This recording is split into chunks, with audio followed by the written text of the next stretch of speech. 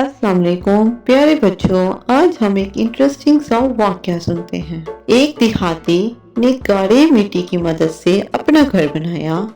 में उसने छोटी सी 7 मसलों की मस्जिद भी बनाई क्योंकि उसके 7 बेटे थे। तामीर मुकम्मल हुई तो उसने अपने बेटों को बुलाया और कहा कि मैं चाहता हूँ कि मस्जिद की लपाई जन्नत की मिट्टी से करूँ।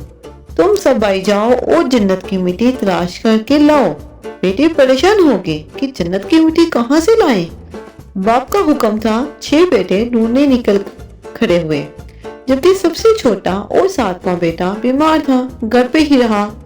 भाई शाम को थके हारे खाली हाथ घर लौटे तो क्या देखते हैं, छोटा भाई बोरे में मिट्टी भर के बैठा है।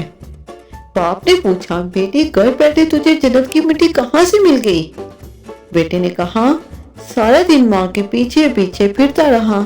जहाँ जहाँ वो कदम रखती थी वहाँ वहाँ से मिट्टी उठा उठा कर जमा करता रहा। ये वही मिट्टी है।